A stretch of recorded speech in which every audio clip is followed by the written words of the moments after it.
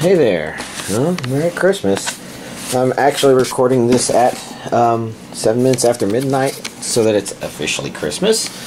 Mostly because I'm going to open my Christmas presents because there's some DVDs in there and should finish up stuff for the year. I mean, as far as I know, I don't have anything else that's supposed to arrive. I'm opening this one at first because this isn't anime. But it's another, I think. It looked like Amazon didn't have this officially in stock, but I think I don't have this. And there we go. I've got the Inkling Amiibo for Super Smash Brothers, which is pretty cool. And this isn't the only thing I'm going to show opening, but this is the only anime. So let's get this open. Let's just take a guess that, yeah, separated that enough.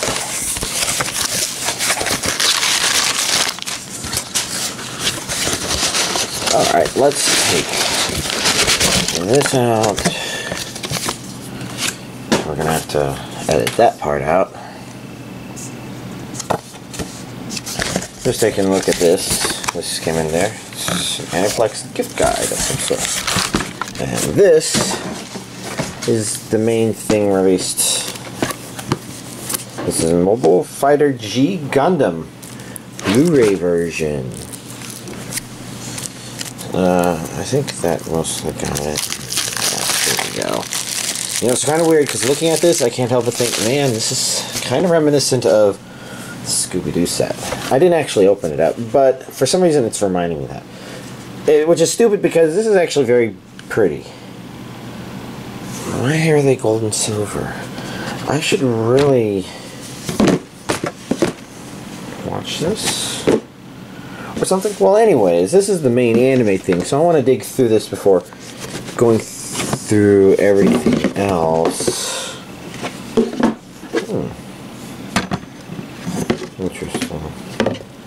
So let's set that aside and no, wait.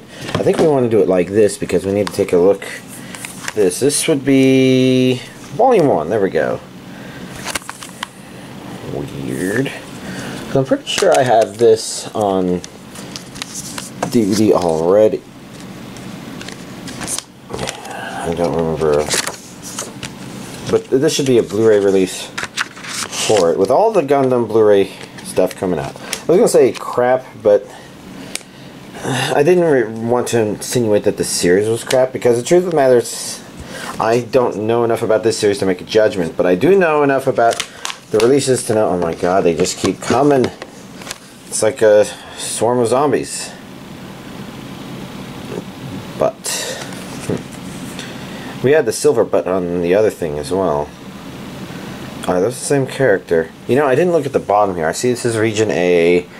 Audio, I see English and Japanese, so there's a dub. Huh. I should take a look at these special features on here before I go too much further. It looks like it's clean opening 1, 2, and clean ending 1, and this one has clean opening 3, ending in commercial collections. If that interests anybody.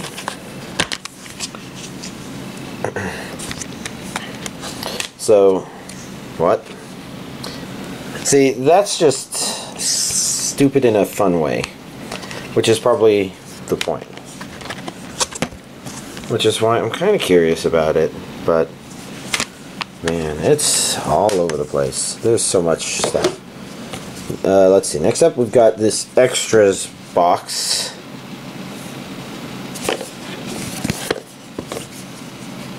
Okay, so that person who is, oh yes, I was going to say it was probably a girl, and like, yeah, there's a couple of revealing character traits there. I don't know what that says, but this is the extras box, whatever that means. So let's see if we can very unsuccessfully open it up, see what that entails. Whoa, whoa, I was afraid of this. It felt like shit was going all over the place, and it was. Fortunately, Jesus. Okay, what the hell did I order here? So there's this neat looking photograph that looks kind of like a photograph with a rip. So I guess this was actually ripped up in the show. I wonder if that's a spoiler. Let's not think about it, and let's watch this anime 6 months from now when I don't remember.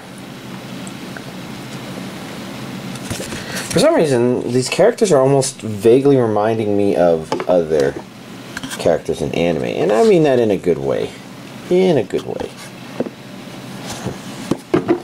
Okay, I'm going to put this down here. Let's continue taking a look at these postcards.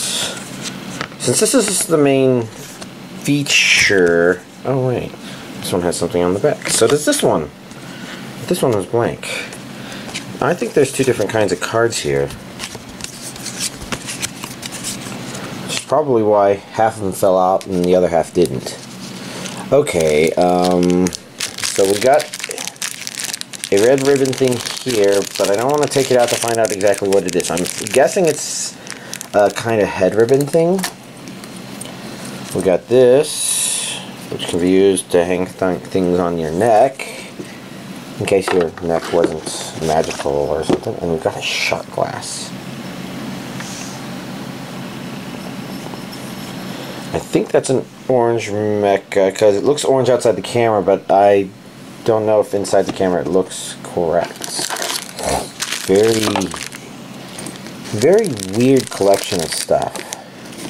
Not bad weird, just almost feels like they're trying to put a bunch of stuff until they find something that sticks. Oh, well, let's see what happens when we put some bubblegum in the bubblegum crisis box set or something like that. You know, funny little things like that. Now, let's see if I can stuff all this back in the bag, I guess. And last but not least, this is actually a really fucking thick book. Jesus. The art and data of Mobile Fighter G Gundam. I pronounced it data on purpose. You could pronounce it data. Either way, it sounds like it used to be pronounced data until Star Trek The Next Generation. Now I'm just flipping through here to try to get a rough idea. I see a lot of information, a lot of stuff in back here. Yeah, that's all in English. Okay. Pretty cool. Fight International. Ooh, there's regulation stuff in the back here, which sounds actually kind of neat, given that I think this is some sort of people fighting version of Gundam.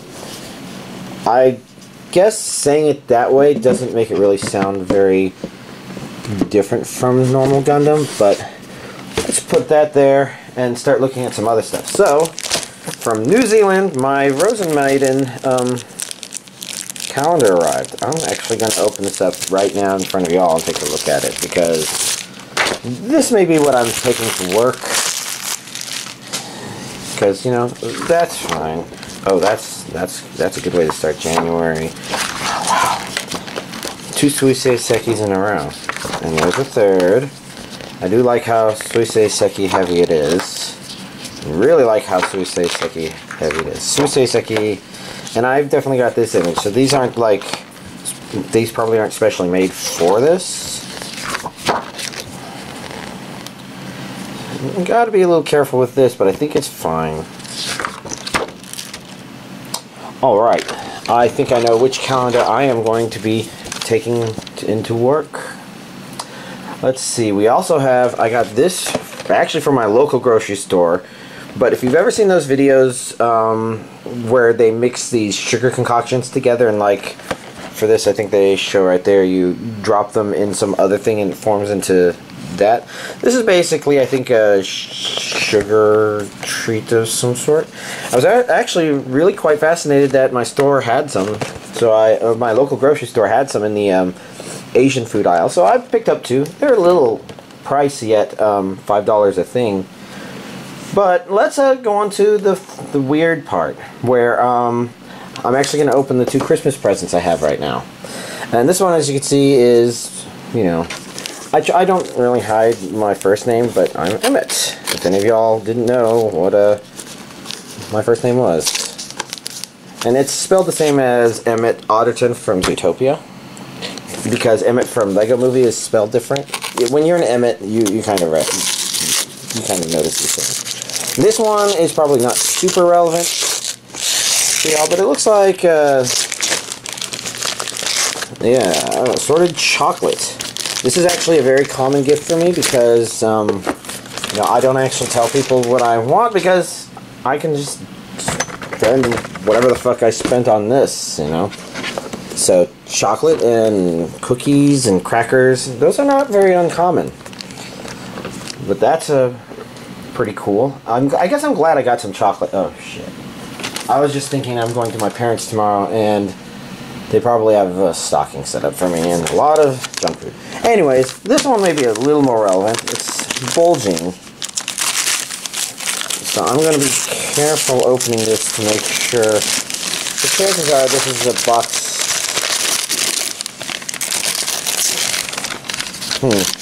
Yeah, I didn't think about that. I see a label there. Maybe this is actually one of my boxes that I gave to him.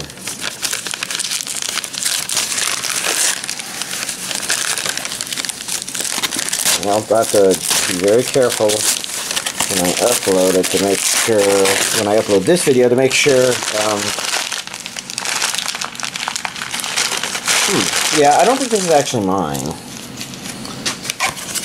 but here's my friend gets me a lot of things on DVD. So let's begin with this. We have a Shrek 4-movie collection. Actually, this is kind of good.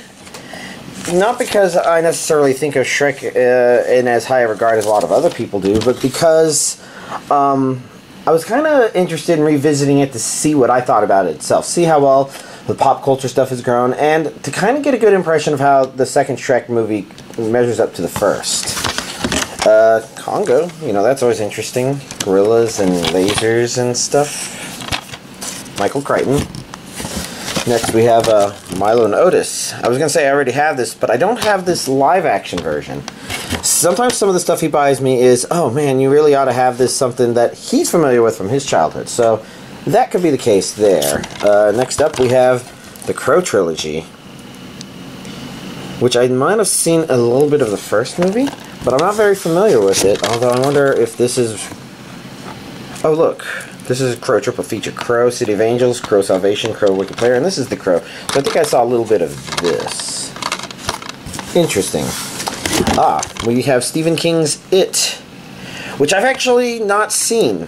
I'm kind of curious. I've seen reviews about it. Okay, all of this stuff. Okay, this is just a lot to process. So first, we've got the old Dune Extended Edition. Interesting. And this is some sort of awesome steelbook version. This is good because sometimes I just hum the music from that one to myself. It had some powerful music. And the rest of these are... I mean, this is the Dune Miniseries. I know that.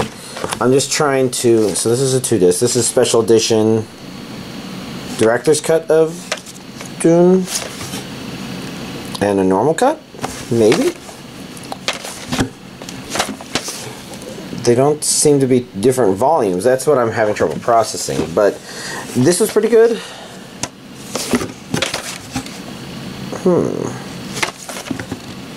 Interesting. I'll have to dive into that a little bit more. And then, this is interesting. The Smurfs, the first season. You know, it's an old classic series. I haven't revisited it in probably 20 years or something like that. Could be interesting to look at some of that. But, you know, that's why, you know, opening the Christmas presents for y'all. Because, you know, normally I show all these non-anime DVDs, and I get a large chunk of them for Christmas and birthdays just because my friend, you know, is buying me a bunch of stuff. But, you know, that's everything I plan to open. And here's a... I'm just going to do it like this. Here's this week's anime DVD collection update. Alright, so I've finished the last couple of episodes of Anime Gataris, and Jesus. I'm trying to think if I can even really talk about it without really spoiling it. I don't even, I mean, it did something very mind-blowing. Maybe that's all I can say. I don't know. I'm not sure if I was 100% super entertained by it, but I was very entertained by it. And the distinction I'm making there is sometimes you watch something and you're really excited. Like, you're watching One Punch Man and you're like, oh, that fucking ending! Yeah! And, you know, this was definitely not that. And maybe that's an issue of the different genres. But then there's been some where you're just like really invested. And this one, you were just like so confused by what it's doing that you're kind of morbidly curious. Because it's hard to say if it was a good thing or a bad thing. It feels thematically maybe in the same direction as the rest of the series, but at the same time it doesn't necessarily feel like it was a final couple of episodes that everything else had necessarily been building up to.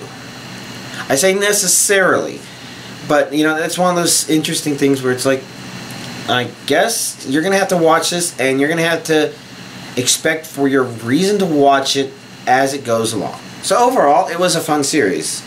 You know, I actually am pretty glad that I watched it.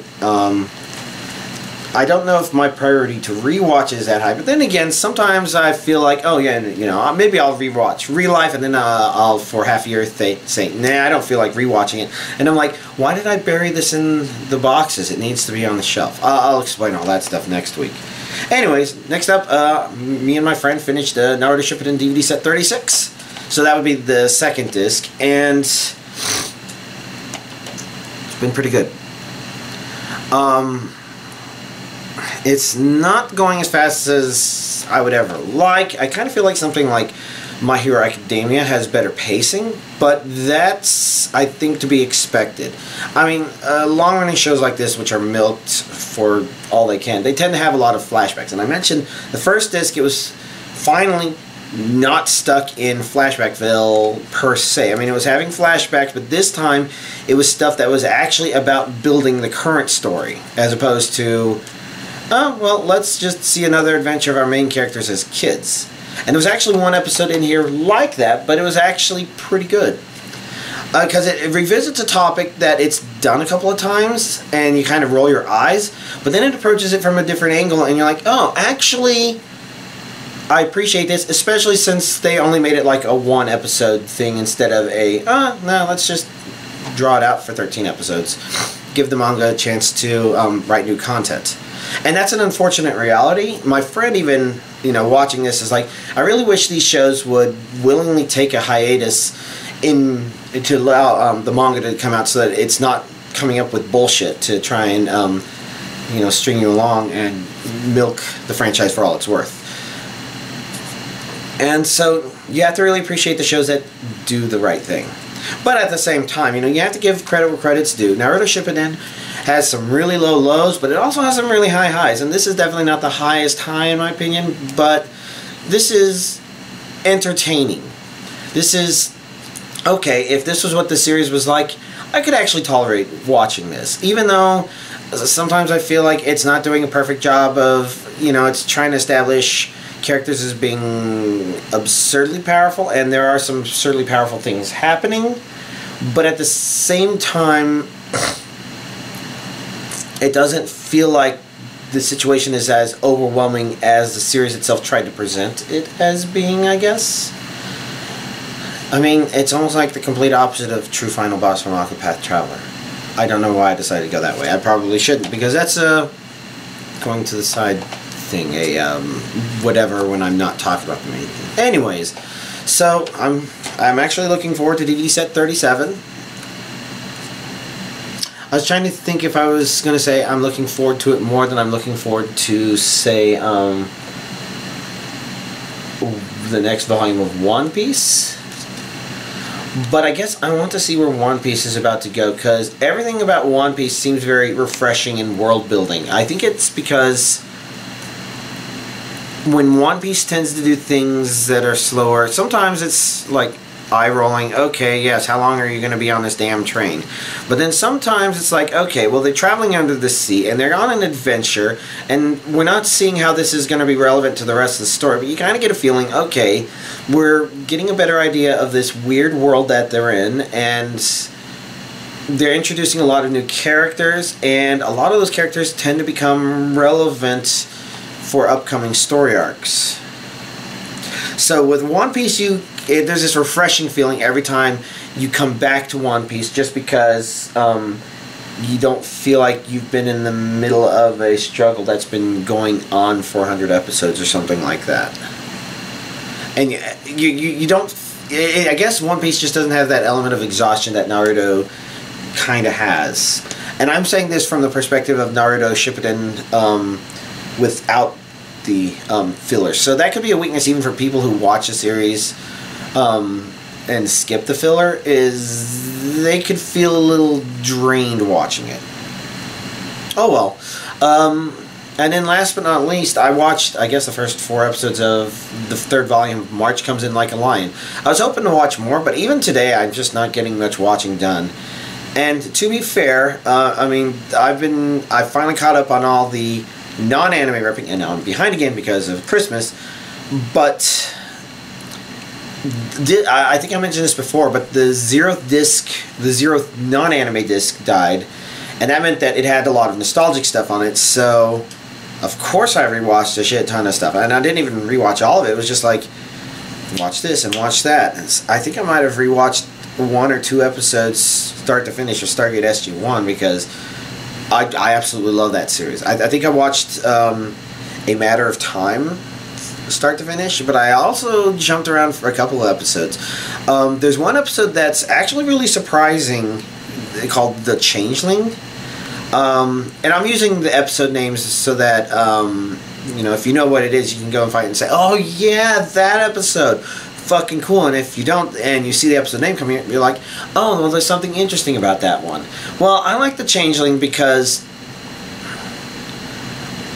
well, it's a Teal'c-heavy episode, and usually Teal'c-heavy episodes tend to waver a little bit, because they are trying to say, oh, let's take this made-up character and create a made-up family. And when I mean made-up character, I don't mean like, I mean like the entirety of the Jaffa is completely culturally made up, and there's a lot of things the series does that gets it right, but then sometimes it's like, what's his bratty little son gonna do this time? And that's never fun. It's the same problem with like Jingle All the Way. You know, they made the little kid bratty, and I'm so glad that kid got out of acting, because he kept getting typecast as bratty little kid. I think even in Phantom Menace, but I digress. So the nice thing about The Changeling is it's an okay Teal'c episode that doesn't seem to have much relevancy to the main series until you kind of figure out what the twist is, and then there's this one magical moment not too long after that where you're like, wait, that's not the script for how these... oh my god. Oh my god. And, you know, there's also other neat things about it, because the actor that plays Teal'c, I'm trying to remember what his name is. I'm tempted to say Christopher Judge, but I'm not very confident that I'm remembering right. But a lot of people like the episode because it's a chance for him to be acting normal instead of like a Jaffa, an emotionless creature. Think of it like how much fun Brent Spinner had playing weird versions of Data that weren't just done processing, sir. You know, when he got to actually experiment, I get, why am I going in this direction? Oh my god, see, all this stuff, it's so nostalgic. So March Comes In Like a Lion. I'm sensing a kind of theme here going on with this 3rd volume, and I guess I'm sort of putting off watching it because this show made me really angry. It's basically starting to delve into some of the bullshit bullying stuff, and I don't mean like bullshit like the way series do it, but I mean like just real life. Yeah, when I hear somebody's like, oh no, that's not really bullying, they're just bonding, it makes me want to shiv them with a, I was going to say a knife, but I was also thinking something more painful, and I couldn't think what. It's like, you know, there's some really irrational emotions on my part there. Maybe not really, maybe a little irrational, because for the most part, I remember that sometimes those feelings of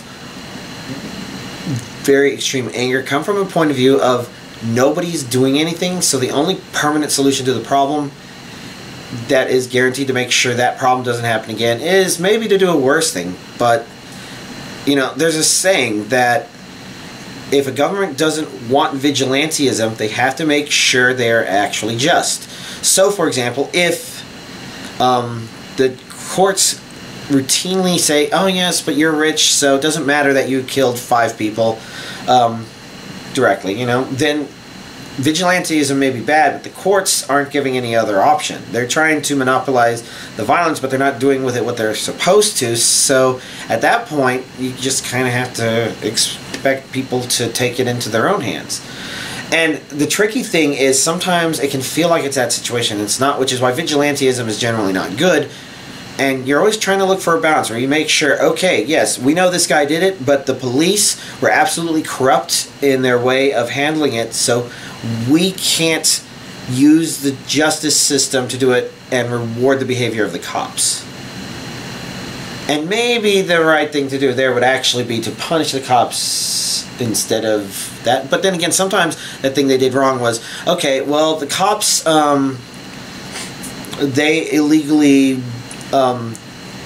they did something illegal in order to gain evidence that they shouldn't have been able to get, so the courts have to ignore it. And you can't really ignore it, so sometimes that means the courts have to enforce as if it never happened. And, you know, it's such a complicated thing, and I understand that. But, you know, you get back down to it, and I guess I want to see where the series goes with this, because it's not at a point where it's just saying, oh, here's bullying and we're bringing it to your attention. Our main character is actually thinking about it a bit, and I want to see what he does. But at the same time, I've had a lot of stuff to do, and I mean, like I said, I finished re-ripping all my non-anime DVDs, and I moved them out to storage. I say today, but technically yesterday because it's past midnight, so you know what I mean. So I didn't do anything today because I was physically moving stuff around and then exhausted, and I wanted to just turn my mind off. And this is obviously not in a turn your mind off sort of situation.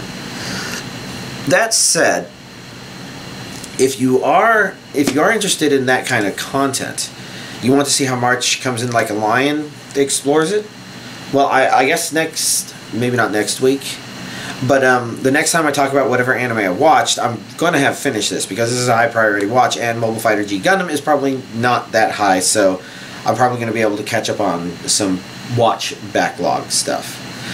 But it'll be interesting to see how this handles it. But there's also a really notable episode of an anime. The anime is called Shigofumi.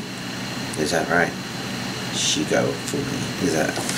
You know, I'm going to talk about the episode a little bit while I look it up to make sure I am giving y'all the correct name.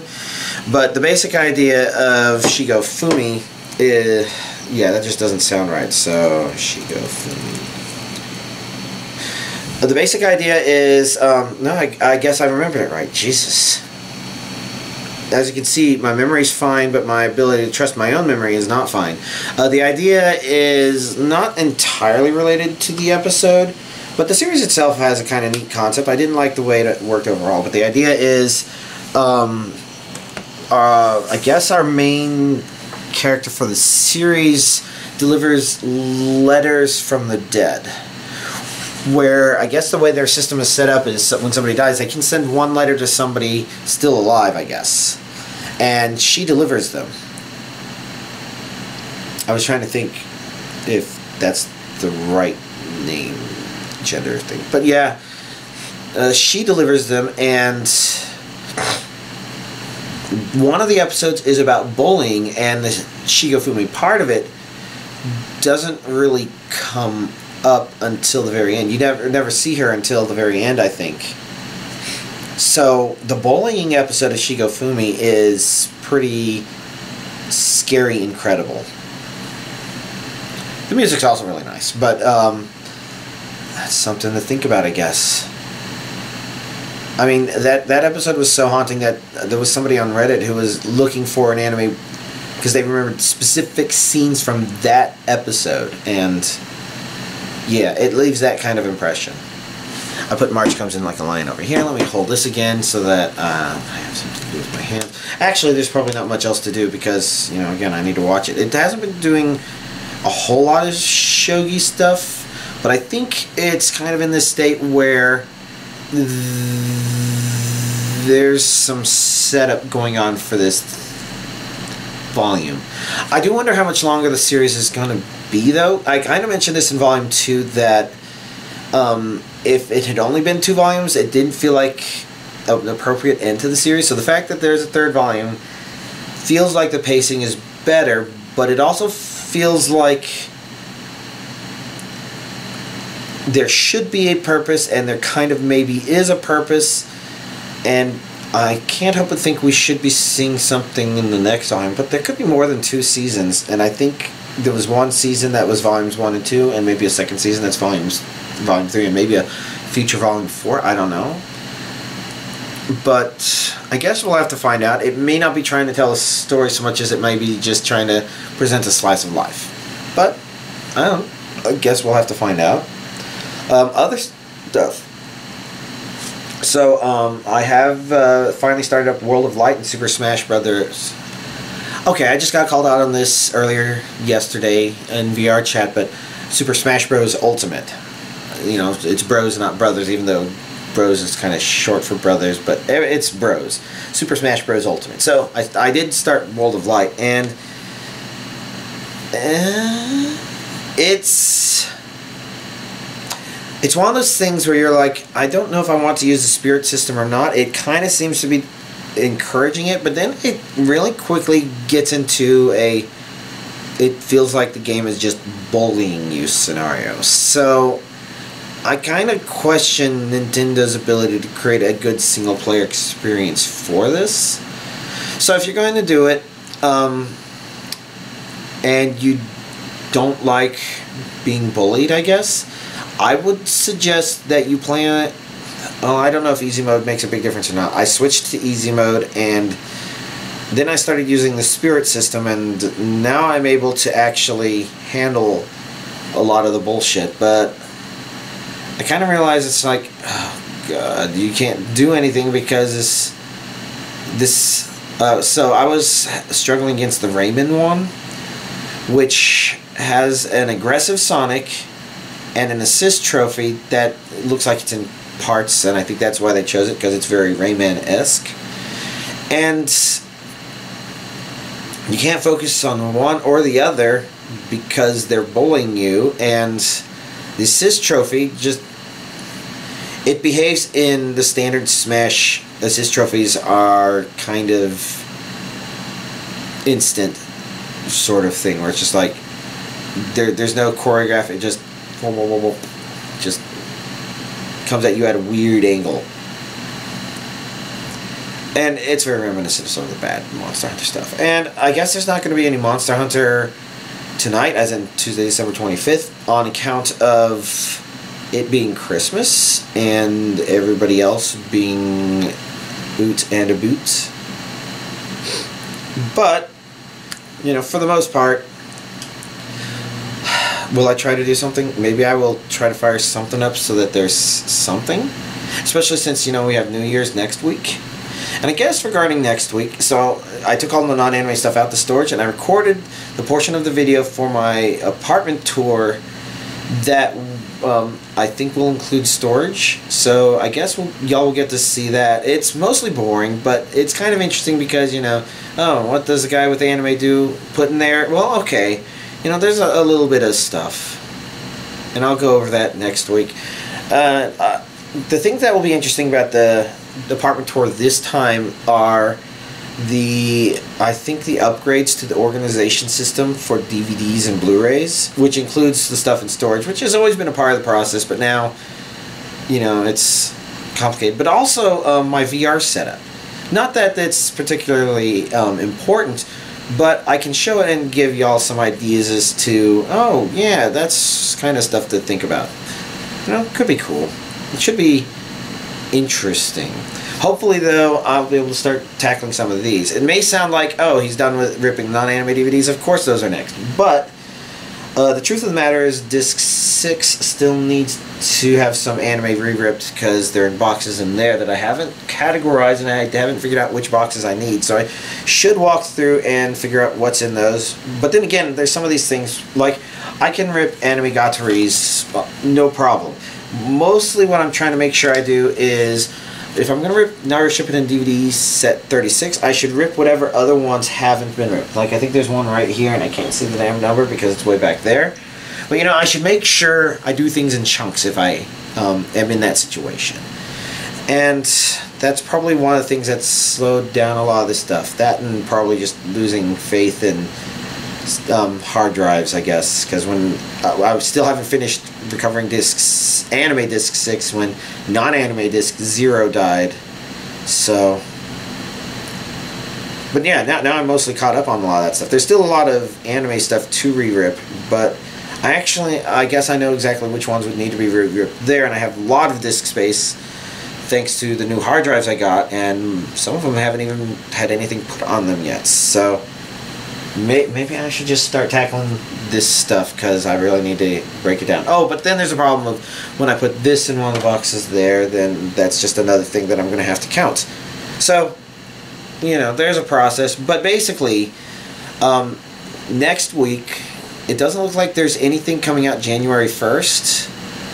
And nothing between now and then. So I'm not expecting to have anything to show next week, which means January 1st is the best time to have a December 31st walkthrough of my apartment uploaded. And I might or might not do it at this weird timing as well. I mean, it's just after midnight here again, and I'm going to process the video and upload it, and if I'm still awake when it's done uploading, then I will publish it. Otherwise, I'll publish it in the morning. But that's mostly because I don't know what my evening is going to look like, because I'm going to go visit my parents, and you know, it probably means I'll be back at my place and probably do a lot of stuff, but I don't know. I'll have to figure it out, play it by hand. Anyways, that doesn't really involve y'all too much. So, yeah, y'all have a Merry Christmas. I will see y'all next week.